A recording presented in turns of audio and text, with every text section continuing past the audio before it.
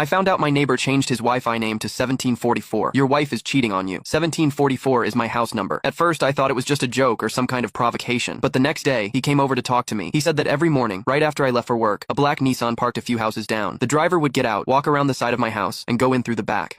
I wanted to believe it was a lie, but the way he described everything, it was impossible to ignore. Still, when I tried to figure out what was really going on, I realized nothing was what it seemed. The neighbor wasn't just some nosy guy, and my wife's affair was only the beginning of something much bigger. When I first saw the Wi-Fi name, 1744, your wife is cheating on you, I laughed. I thought maybe one of the neighbors was messing around. My house number is 1744, and the guy across the street, Jeff, had a weird sense of humor. He once renamed his Wi-Fi to FBI surveillance van just to freak out the teenagers next door, but this time, it felt different. The name wasn't funny, it felt targeted. That night, I asked my wife, Emily, if she'd noticed anything strange. She looked up from her phone, confused, and said no. Her face didn't change, not even a blink. I wanted to believe her. We'd been married 9 years. I trusted her more than anyone. The next morning, as I was leaving for work, Jeff waved me over. He had that serious look, like someone who'd rehearsed what he was about to say. I need to tell you something, he said quietly. Every morning after you leave, a car parks a few houses down. Black Nissan. Same one every day. The driver walks around your house and goes in through the back gate. I just stared at him. You sure it's my house? Positive, he said. I even took a picture. He showed me a blurry phone photo, but I recognized the backyard fence. My backyard fence. All day at work, I couldn't focus. Every time my phone buzzed, I thought it was going to be a message from Jeff with another photo. I didn't tell Emily. I wanted to see for myself. That night, I left my car down the block and walked home. The house lights were on. Inside, I could hear the faint sound of music. Emily's playlist. I crept to the back fence and waited. At 7:42 p.m., a black Nissan turned onto the street. My heart pounded so hard it hurt. The car slowed near my house, headlights off. A man got out. Tall, dark jacket, baseball cap. He went straight to the gate and slipped inside like he'd done it 100 times. I was frozen. I couldn't move. Then I saw Emily open the door. She didn't look surprised. She didn't even check if anyone was around. She just let him in. I don't remember how long I stood there. My hands were shaking. I thought about walking in, about confronting them both right there, but something about the way she looked at him stopped me. It wasn't what I expected. She looked scared, not guilty, not romantic, scared. That night, I didn't go inside. I drove to a motel on the edge of town and didn't sleep at all. In the morning, I went back home like nothing happened. Emily was making breakfast. She smiled at me and asked if I'd slept well. I said yes, but I noticed something I hadn't seen before. A faint bruise on her wrist, and suddenly I wasn't sure who the real threat was anymore. That bruise on Emily's wrist wouldn't leave my head. It wasn't the kind of mark you get from bumping into something. It looked like someone had grabbed her too hard, fingers still visible. But I didn't say anything. I just watched her move around the kitchen, acting like everything was fine. When she reached for a mug, her sleeve slid up again, and I caught another one, higher up her arm. She noticed me looking and quickly pulled her sleeve down. Everything okay? I asked. Yeah, she said, too quickly. Why wouldn't it be? I nodded, pretending to accept it, but my stomach twisted. The way she avoided my eyes, it wasn't guilt anymore. It was fear. That night, I messaged Jeff. That guy, the one in the black Nissan. Did you get his plate? He replied almost immediately. Yeah.